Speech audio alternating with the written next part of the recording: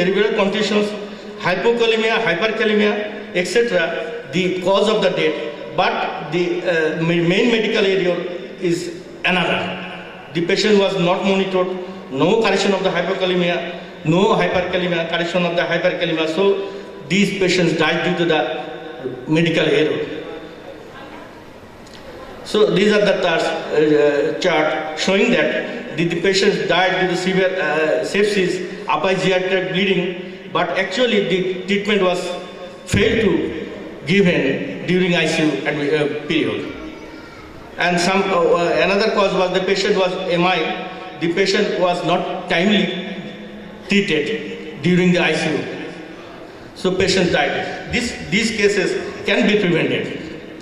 So another study we show that if we give intervention to reduce the mortality, Pronovost et al. They showed that the high intensity versus low intensity ICU staffing associated with reduced hospital and ICU mortality and length of stay.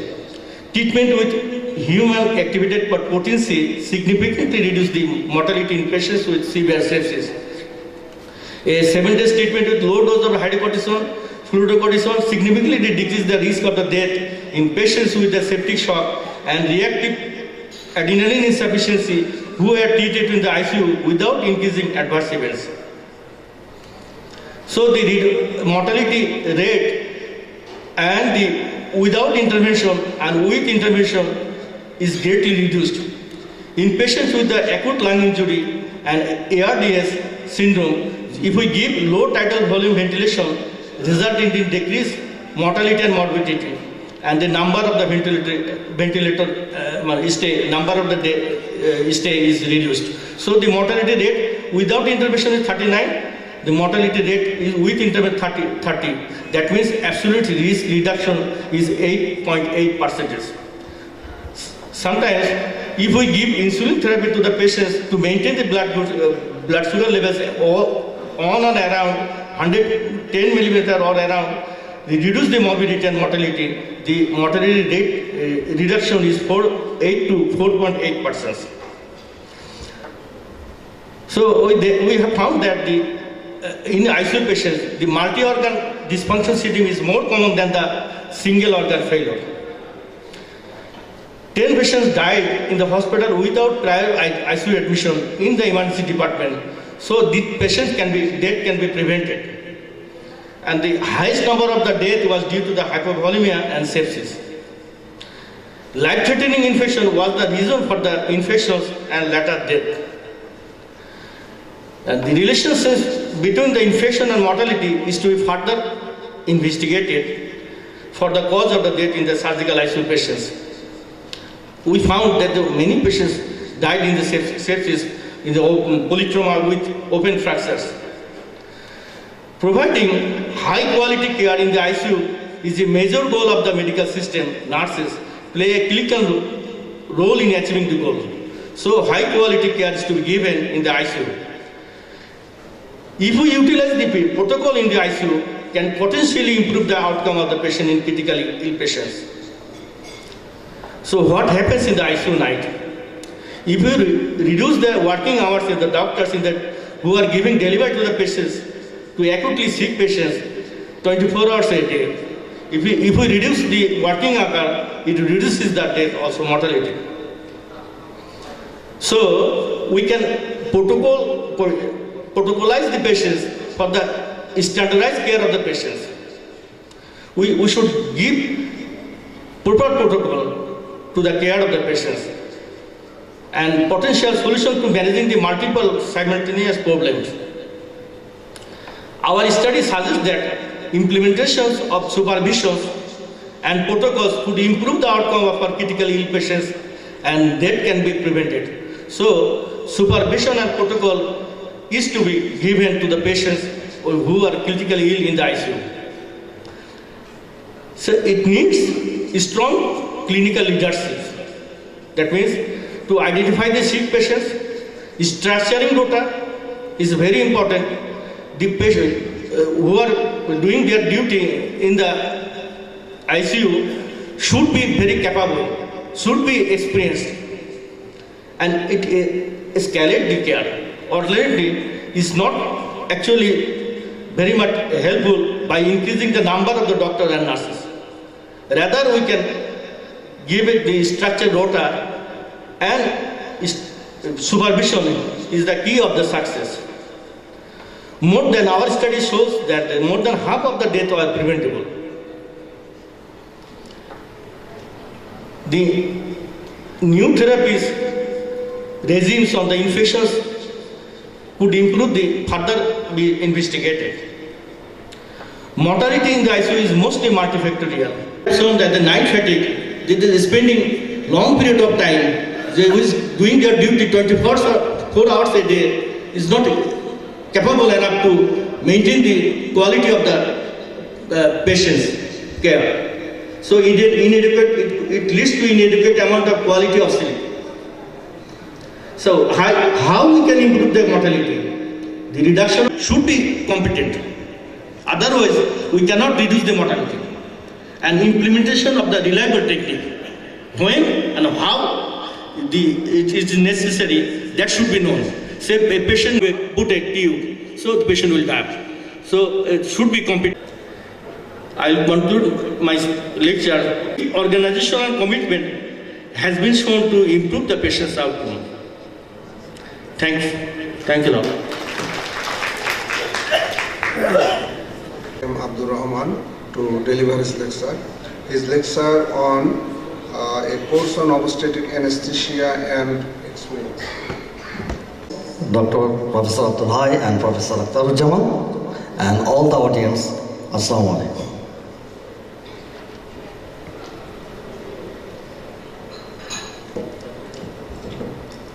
Abdul Rahman recently retired from government service, and I am also involved in the SAFER course. The SAFER anesthesia from education.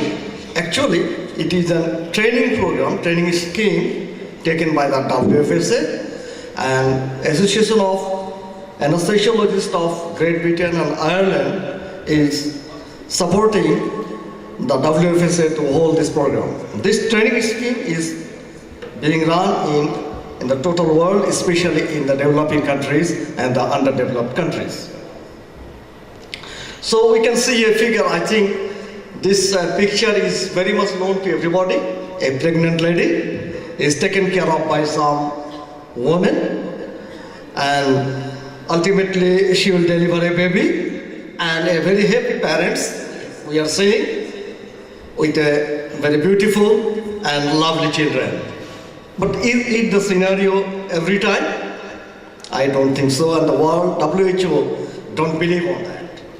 According to WHO, maternal mortality is really a problem, not only for the developing countries, also it is sometimes a problem in the developed countries also. Though in the developing countries, according to the WHO, it is 33% higher than the developed countries. What about in our country? According to the WHO statistics, 170 women die.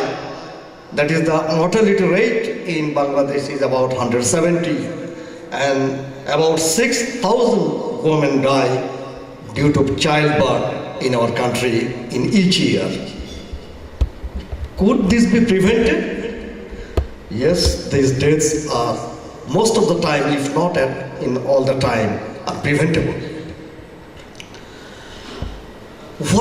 Which hinders the better outcome of this patient? Rather, somebody will tell that, yes, there are continuing this training scheme throughout the whole country with the aim to bring the practitioner anesthesiologist to a level of practice whereby they can deliver a vigilant and competent anesthesia for the mother who is going to give birth to a child. So they are running this program in the different parts of the program, and their targets of the anesthesiologist and the obstetrician working in primary to tertiary care hospital. This course covers all the maternal emergencies those can happen, like maternal hemorrhage, sepsis, preeclampsia and eclampsia, difficult airways during anesthesia, and the neonatal asphyxia also they address in this course. Other things also addressed in this course that the useful sessions they take on this course, how to implement the WHO surgical checklist, and at the end of this course they also run a LifeBox course. LifeBox is an organization, those who provide pulse oximeter to the underdeveloped countries and the developing countries. At the same time, they give training how to use this pulse oximeter. This is the scenario you can see, that is Bangladesh Society of Anesthesiologists in collaboration with WFSA and AASG, that Association of Anesthesiologists of Great Britain and Ireland. That course was held in Khulna, Bangladesh. That is the LifeBox. This course, actually the training scheme is run by pre-test and post-test of the skills and the knowledge of the participants. The 4 skill stations and 1 lecture. The most loved 4 stations are maternal cardiac arrest, how to manage the maternal cardiac arrest, management of the eclamptic and eclamptic seizures patient, how to do the rapid sequence induction, and how to give support to the neonatal support. These 4 skills are tested at the beginning of the course, and the same skills are also tested at the end of the course, and improvement of the individual participants is assessed. They are also given a MCQ test at the start of the course and at the end of the course. This course is composed of lectures and breakout sessions. 1 lecture is followed by 4 breakout sessions in the whole day. 3 lectures is there, and for each lecture 4 breakup sessions, that is the total 12 breakup sessions in a day. This is one example how this course runs off. You see there is the lecture of hemorrhage, and with this hemorrhage there is 4 breakup sessions. In the 1 session, estimation of the blood loss. In the 2nd session, fluid replacement and blood transfusion, how to control the hemorrhage, and management of the ruptured uterus. That is the one of the major cause of hemorrhage. The participants rotate in each station. Each station is composed of 20 minutes, and that is the breakup session for the practical learning of the management of the maternal hemorrhage. This is one example only. So the participants in general loved 4-part process of the teaching skill. They were inspired, observing and doing the team approach and effective communication technique. This is our observation regarding this SAFE course. As per the statistics, or as per the feedback from the participants at the end of the course, we have found that these 4 stations are very much loved by the candidate participants. That is the airway assessment and the management, maternal resuscitation, eclamptic seizure, how to manage it, pregnancy-induced hypertension, and spinal anesthesia. Mostly obstetricians love this station very much. Other stations also are there. That is the obstetric anesthesia, how to provide obstetric anesthesia. Mostly anesthetists love this station very much. Critical care of sick obstetric patients, pregnancy physiology, newborn resuscitation, and difficult venous access. These are the all stations they are taught in that course. 45 in managing this course, that the staff's attitude are very much important, that has to be improved. Lack of technical skills, of course, are there. Weak multidisciplinary approach, this is the most important cause, and lack of materials and poor access to the blood transfusion.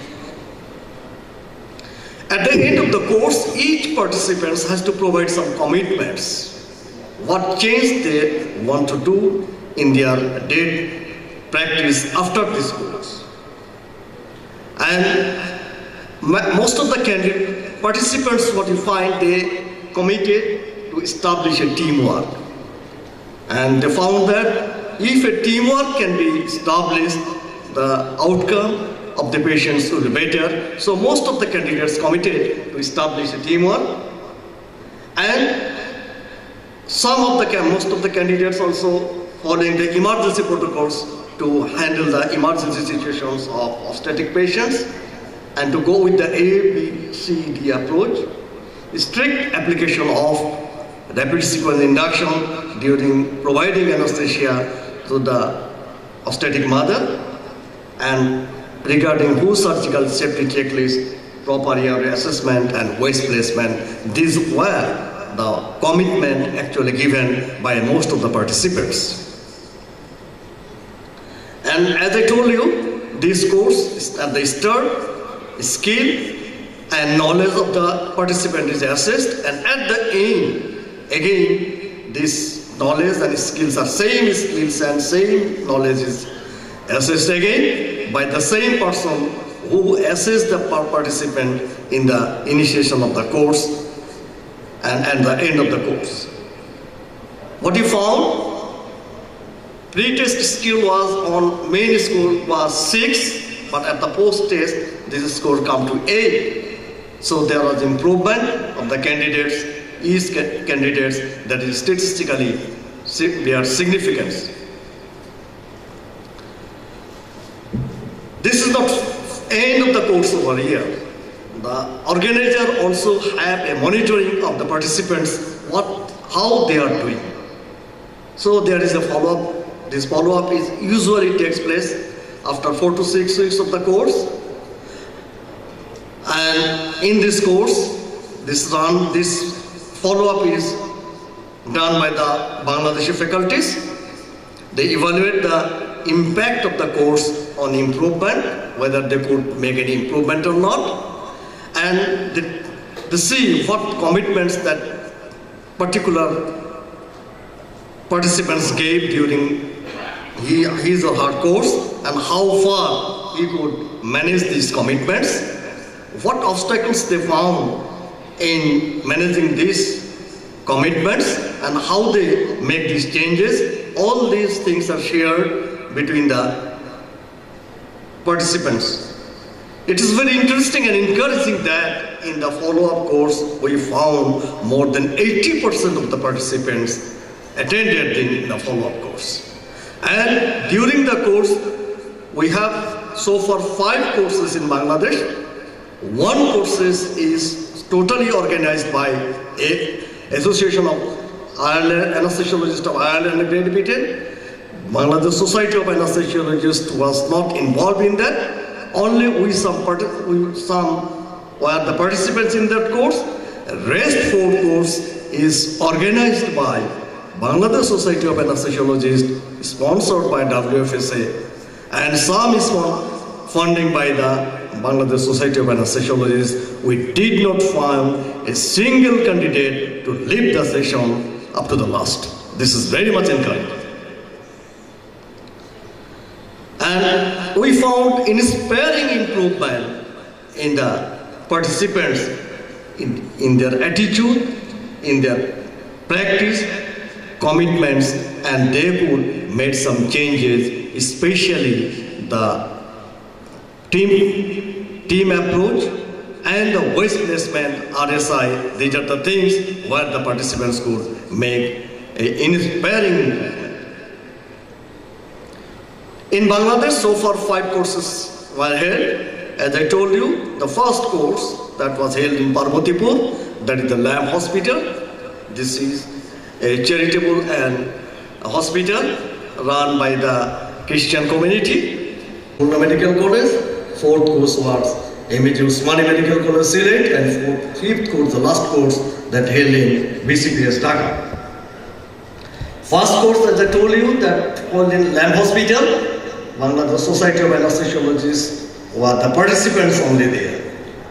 And Katie Grady was the course director then. After the course, we have a sitting with the director, and we proposed that we want to organize this course for our anesthesiologists and obstetricians